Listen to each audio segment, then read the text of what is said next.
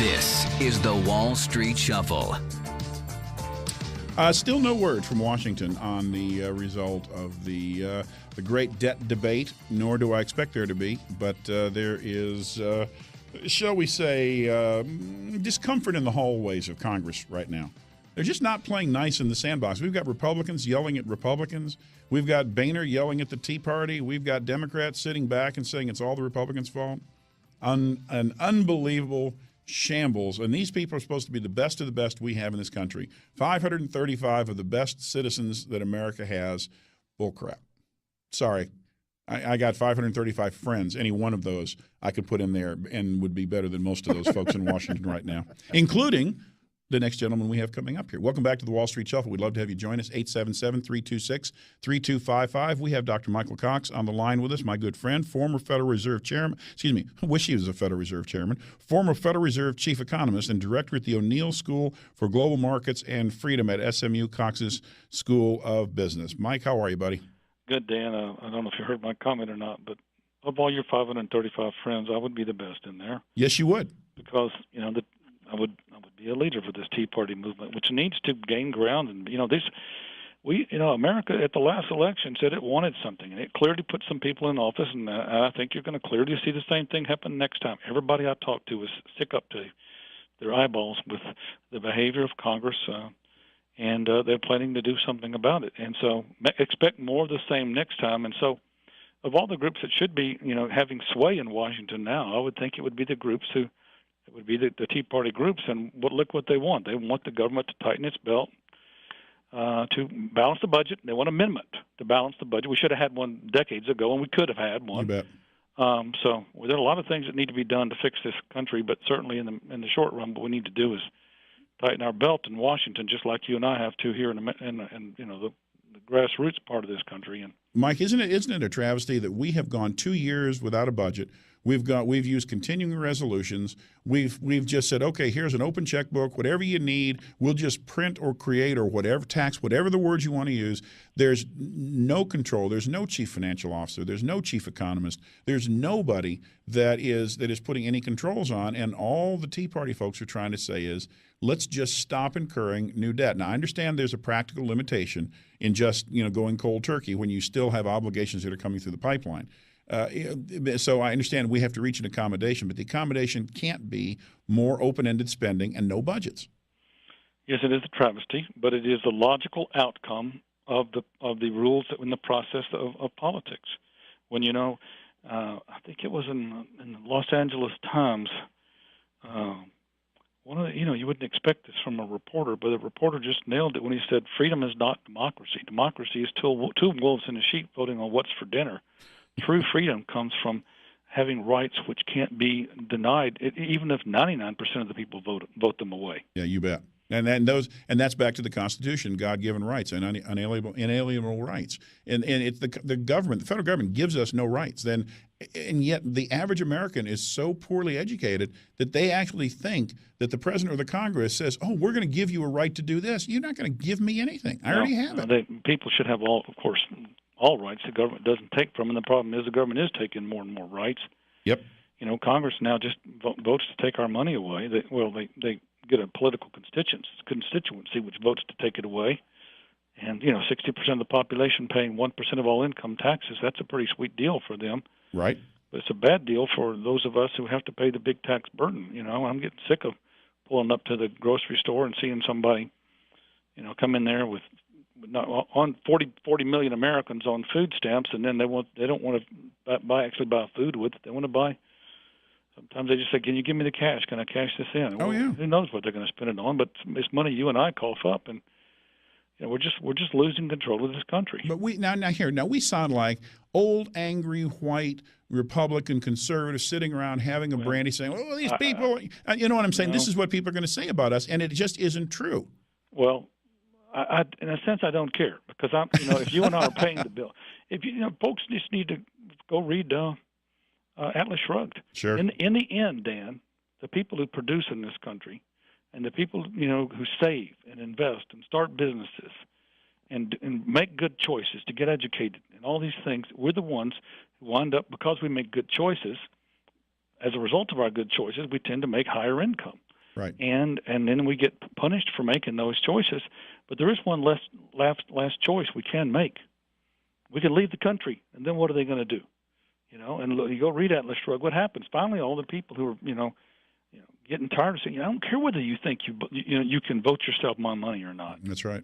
I don't care about your social objectives. I don't care about your opinions. I don't care what you think of me. The truth is, I'm the one who's paying the bills here, and you think you got me, but you don't. I can leave. But you notice over the last 10 years, and the last 5 years specifically, how many things this Congress, both Republicans and Democrats, have sneaked in to bills to make it that much more difficult for you to expatriate any of your cash. Now, one of them, there's been a slight reprieve in that 30% withholding that the foreign banks had to pay back to the U.S. government. There's a slight reprieve in enacting that. But the U.S. government's saying if you want to give up your citizenship, we're still going to tax you as an American for 10 more years. I'd like to see them do that. If I take my assets and of course the other, how do you get the assets out of the country? Well, I don't.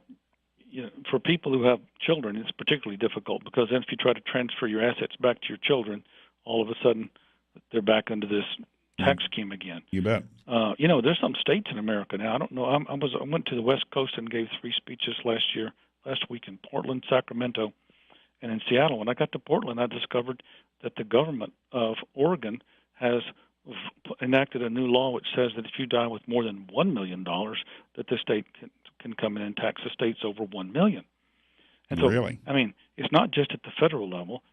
It's at the state level too. In some cases, you just have to leave a state in order to be able to keep your own money, not just income taxes, but now inheritance taxes. Of course, we have some freedom to do that within the 50 states, and Sure. so that disciplining mechanism will keep it from becoming too onerous. But we don't have that at the national level. We have to leave the entire country and go find another place to live. And I sometimes wonder what that'd feel like. Just go over there and say, okay, just look back at America and say, and watch it just go into decline. Oh, I know everybody sits around in the evening every now and then, and they will say that. What would it be like to look back and watch as Jim Rogers was way out in front of the power curve, moving his family over to, well, not quite to China, but close to China in Hong Kong, learning Mandarin Chinese and saying, look, the U.S. isn't my home anymore. It's in my heart. But the U.S. is more of a totalitarian and a fascist nation than fascist nations are. And it's a socialist democratic state. In other words, we got to this state through democracy, through not having a strong enough constitution, which literally means the things that you stand for, the truths you believe to hold to be self-evident, Yep.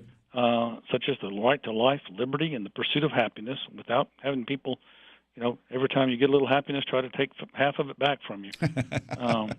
So it's the logical extension of democracy. And that may sound like heresy to people, but let me tell you, it used to be folks that come up to you with a gun and say, give me your money. Now, through democracy, they come up to me and say, give me your money. I voted for it. I don't need a gun. I voted for your money. Yeah, you bet. Isn't that ridiculous? I voted for your money. You do a lot of work with SMU. You're the director of the O'Neill Center for Global Markets and Freedom, and I love that, and freedom at SMU's Cox School of Business.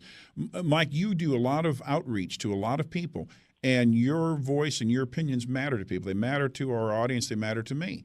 What would you, if you had our entire audience in front of you right now and you were talking to them, what would you tell them to do in the face of this Congress and this president and our financial situation? What would you tell them to do right now? To quit being complacent, or apathetic. They've even gone beyond that. Because if you look at the Tytler cycle for the rise and fall of nations, Alexander Fraser Tytler identified a sequence that nations go through from rise to fall, right? And so it begins with people who are in bondage, and then they get the faith, and they're just living terribly. Like in the Soviet Union, when I was there in 1991, I witnessed these people with absolutely horrible living standards, but they were getting together. They were like going to church inside their houses, which they weren't supposed to do. They were worshiping. They were getting together the courage to do something about it. Then they had a revolution. Right. The revolution brought liberty. The liberty brought people finally having self-determination, could go out and get a job and get paid, not having it be taken away from them, and make their own lot in life. And so they went from liberty to abundance, and that's happening in China now. But they went from abundance. Once you stay in abundance long enough, and people start getting the tax and transfer system going, and so on, people start to forget where stuff comes from. It just seems like it's coming from the sky every day. There's just stuff coming. I don't know. Government's got all the money. They don't understand government has nothing it doesn't take from other people. So if you stay in abundance long enough, then you go. The next step is complacency. followed by apathy, followed by dependence, followed by back to bondage, where some of us are basically enslaved by the minority is enslaved by the majority who have voted themselves the money. So America is somewhere between complacency now and entitlement. So every one of those things is bad. What do? You get involved. Now, I think people need some energy in their tank to get involved, and they need direction, and they need to be convinced of the outcome of the rightness of their thinking, the correctness, I should say, of their thinking. So, they're getting energized by things that are going on that are making them mad. If you want I would just say go slog through Atlas Shrugged, read it, and you'll know it will change your life. You'll know you're doing the right thing. You'll know that what's happening in this country is wrong. You will know that you have to do something about it. And you might not want to read it late at night when you're trying to go to sleep because you'll be upset because it will tell you you're exactly on the right path. Yeah, and don't be intimidated when you look at the book. Atlas Shrugged is there. I say this tongue in cheek. There are no pictures. It's a very long book. It's a very heavy book. It's a thick book. But when you get into it, it is an amazing book, and it changes your life as you read it. And the fourth ranked today is the fourth most important book. Most read? Not most read. Most influential book. Still, even today, the fourth most influential book circulating on the markets today. And it wasn't written by a politician. It wasn't written by an economist. Who's it written by? Ayn Rand. Yeah, you bet. Among other things, that was a part-time Hollywood actress. That's it. But she's a very staunch free market libertarian. Yep. Who came to America and found this to be a wonderful place, but saw what was happening to the country. What the logical extension of our actions was, and she just wrote this. And she also wrote Fountainhead and another good book. But nothing compares really my judgment with Atlas Shrugged. She's like the mother of not the father, but the mother of libertarian thought. You bet. Communication. We have Yaron Brook, Dr. Brook, on all the time here, and he is. He has the same voice that you do, and I think that people. I think that you're right, that people need to be convinced. That's why we do. You and I have had the pleasure of knowing each other for quite some time, and you were certainly instrumental in getting me started in all of this. The reason we do things like this is not always for the money. Sometimes it's to give that voice, give that support to people, saying you are doing the right thing, and you've got to get off your butts and do something and understand what the situation is. Understand that you can be an influence. One voice can be an influence. It absolutely is possible. True. Congressman used to treat one letter as 10,000 signatures, as 10,000 votes. Yeah, not an email. One handwritten letter. One handwritten letter was because that's how few people wrote. You bet. And so if we flood the office with what with our letters, then it will have an influence. And here's another thing you can do. You can join other people in our effort to try to figure out what's the best way to approach things. We have a conference here. Yep. My center has a conference on October 14th. That's a Friday coming up in a couple of months. Right. The title of the conference is Free Market Solutions to Today's Toughest Problems.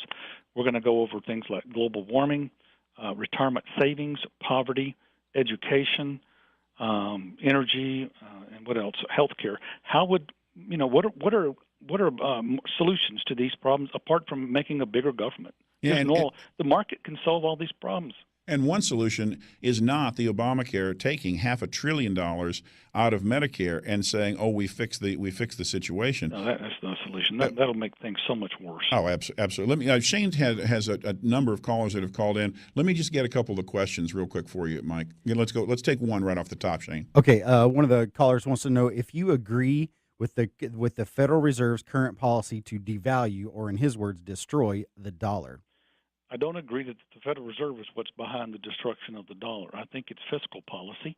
I think it has to do with the fact, among other things, that our corporate tax rate now is among the highest it is the highest of all OECD nations, and so it's moving jobs overshore. America's creating a lot of jobs now. It's just creating them outside this country, and so that's hurting our industry. That's hurting that fiscal policy. I think is the main culprit right now behind the decline in the dollar. In fact, if you plot the decline in the dollar back to exactly when it started most recently, it started in March of 2009 when the government started just spending, but not on things which were like infrastructure or would build investment in this nation, but just on clunkers and other junk. Those are bad government policies, And the main problem in this country right now is fiscal policy. Now, the dollar probably also is being driven down a little bit, at least, by monetary policy. But so I mean, I do agree with your caller in that monetary policy figures in, but I wouldn't want to overlook the big culprit, and that's just absolutely insane government spending program and all the other and just unwillingness to stop pulling out the credit card. Yeah, it's awful easy to blame almost everybody in Washington and almost everybody in New York. People in Washington passed these dumb regulations. You've got the Federal Reserve, which really has made some pretty boneheaded moves in the past, and you've got American corporations who are saying, "Let me go ahead and offshore." And one of the most egregious examples is happening right now. Jeff Immelt, head of General Electric, is sitting on the president's Council for Job Creation, and GE just says, "I'm moving my imaging facilities to China." Well, they should. The hell is this guy? Well, they should. No, come on. You can't. It's a system. You can't blame the people for responding to the incentive. No. I can blame that person not being the right guy to be on Obama's committee to create jobs. You can blame him for not speaking up enough to get the president to change his mind. But I don't think this president changes his mind. No. You know, he doesn't. He's here to tell us. He's more of a dictator. He's here to tell us how it's going to be, rather than listen to us and represent the people. Yep. He's all about back on your caller's question. One more time. Sure. The dollar will depreciate when people start to sell it. Why do people sell the dollar? They sell the dollar, but when they're selling other things that are dollar denominated, what would they be selling? They'd be selling our bonds. They'd be selling our things which they think are about to come into default. So a lot of these things are happening, like I said, because of fiscal policy, not monetary. What else? What's your other question? Okay, and Shane, we had one more question. They want to know: do you think that they're gonna raise the debt ceiling or not? They wanted to get your opinion on it. I think that they will. But I think this is a real mistake that they're making by taking it this too long.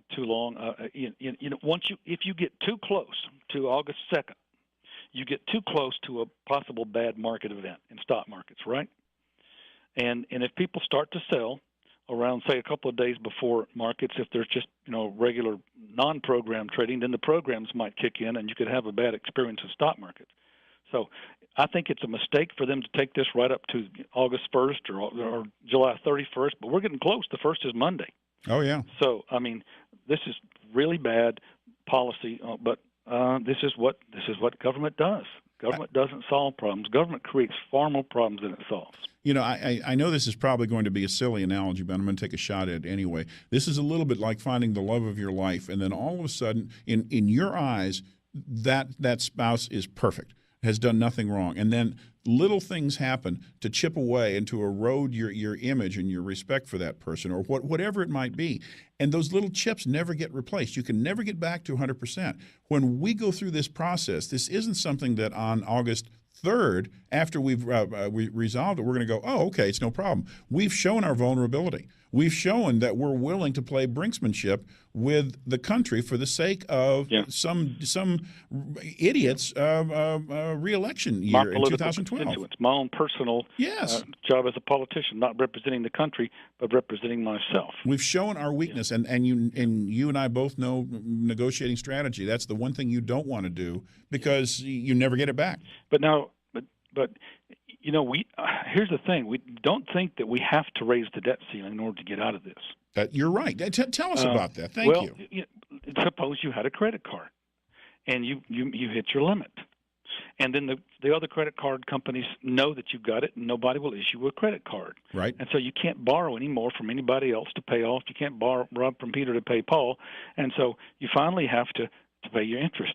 And you have to make your monthly payment on your credit card. Right. Can you do it? Yes. How do you do it? Well, you don't want to default on your credit card. You don't want to default on your interest. I presume you don't on your interest. The U.S. government doesn't want to do that. Oh, no. They have to cut other spending. You bet. Now, and they know that we know that. I think that they know that that they will cut other spending, and so what they're trying to do is say, "Oh, no, you don't want us to cut Medicare and Medicaid. You don't want us to cut Social Security." They're taking the biggest things, which are the most politically hot potatoes, and they're shaking those in our face and say, "If you don't let us have more money, then we're going to cut this really important stuff to you." They're trying to get us to back down. and they're scaring people. They're playing scare tactics. Well, they're extorting us. Our own government is extorting its own people. I want you people to go to the internet and just put in the detailed budget of the United States government. Oh yeah. And if you download it, it's going to take several minutes just to download it.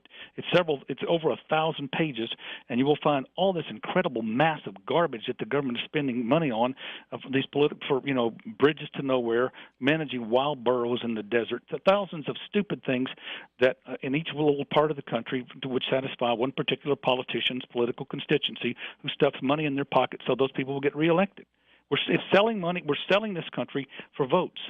Selling votes for money, and that's what's killing the nation. So if it comes down to it on August 2nd, maybe they will go back and say, well, maybe, I don't really think we do want to eliminate Social Security and Medicare and Medicaid. Maybe we ought to stop threatening the Americans and start going in and cutting all this giant excess out of the budget. Yeah, they finally said today that it is up to the president and Tim Geithner what gets paid and what doesn't get paid. They're working in obviously another scare campaign. Yeah. They're working through who gets paid and who doesn't. Excuse me. There are social contracts out there. There are things that do take priority over this. And for the very fact that the president said 2 weeks ago, Social Security checks may not go out. Well, you SOB, how dare you say that? That's a political ploy. Well, it's moronic because even people that are on his side are going to go, well, now wait a minute, you're not supposed to be threatening people with that kind of. You are threatening the American people. Well, it's mismanagement of the country. Oh, but again, of the highest order. What do you expect from politicians? People have got to stop expecting good results from politicians because I'm hoping that this is finally getting them to the point where they realize politics has never been a game about helping the country. That's the only game that helps the country is free enterprise. Yep, that's right. And we need to put government back in its place. We need to devolve power from the federal government level to the states. Yep. So that when these people start behaving like this, we'll say, see ya. We'll just move to another state. That's what's happening at the national level. People are moving from New York. They're moving from California. And that's the way the Michigan. system was designed, Mike. It was designed to sit there and say, I can move, I can relocate. Yep. The problem we're having right now is the government is so big and so pervasive. If government were small, we wouldn't be having. We'd be saying to our congressman, we don't care what you do. For some reason, people have gotten to where they think one big federal government is a big thing, is a great thing. No, that's exactly wrong. A whole bunch of little governments which compete for the resources of this nation, people, the financial resources and everything, that's what makes the country great. The United States, not a United States. I'm sorry, I said a United States rather than the United States. It was originally called a United States, 50 states which were not originally, but states which were united. But there was this concept of everything was devolved down to the federal level, and so this gives people the ability to vote with their feet, and that's what disciplines government behavior. But when you can't leave the country, or it's very expensive to leave, or your heartstrings are tied to this country, the government can extract every bit of pound of flesh from you. You bet. And I think the best thing that we can do as of right now on a show like this is to give each one of our listeners the strength and the courage to say your voice matters, you matter, who you talk to matters, who you influence matters. If you just sit around and say, oh, it's terrible, well, then you're part of the problem. Get up and influence your community, influence your school board, influence their parents that you hang out with, influence anybody that you can influence, and let them know, help them become better educated, help them come to events like yours, listen to this show, read. I mean, just good heavens, folks, the lines that you're taking from politicians right now, where they pretend to be our friends and be doing things on our behalf, is beyond me. Why people sit back and say, well, I trust this politician or I trust this one. No, it's big government that is your enemy. It's not a particular politician. It's big government, and you said it so well. You don't like what's going on in Texas, you move to Oklahoma. That's what it's always about. You don't like what's happening in Washington, they're a small part of our world. Just ignore them as long as they're keeping us safe. And somehow we lost sight of that many, many years ago. Well, it was going the right direction with Reagan. He cut back on the federal government, but we just went back. The pendulum swung way back, and it's now about as bad as I've ever seen it. And people are, so angry they're actually asking me, where do I move to? You bet. So, I mean, it's America's at the brink, I think, right now. And I really, I tell you what, this next election, November of 2000, what would that be, 2012? Yep. November 2012 is a defining moment in America. If we don't get people out of there who have behaved this way, I mean across the board, and replace them with folks who respond to us and give them those messages, you better listen to us. We're sick of you ignoring us.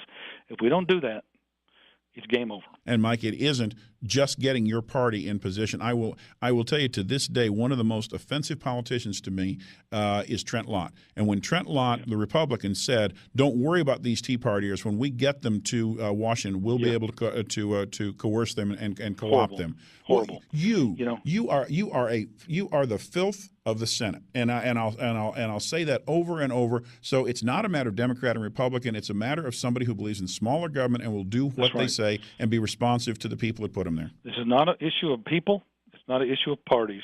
It's an issue of principles. You bet. And we have so few people up there with principles. Mike. And, we've got to – it's about less government. You bet, brother. All right, hey, let me tell everybody again. Dr. Michael Cox, our very good friend, one of the best guests we have on this show. You can reach him if you'd like to on the internet, wmichaelcox.com, and you can go out and look at the O'Neill Center, ONEIL, 1Lcenter.org. And Mike, I guess they can go to the O'Neill Center and take a look at the event coming up this fall. It may not be up there yet, but it'll be up soon. It's there now? Yeah. Okay, we're going to do our best to drive as many folks out there as possible. You know that we're coming, and we love the stuff that you're doing. God bless you, and get the message out, my friend. Thank you, Dan. All right, take care. See you. All right, we've got 2 open segments coming up. We'll be happy to talk to all of us. We have lots of calls that came in over the break. We'll let Shane read those out, and we've got another half an hour. So 877-326-3255. We'll be right back here on the Wall Street Shuffle.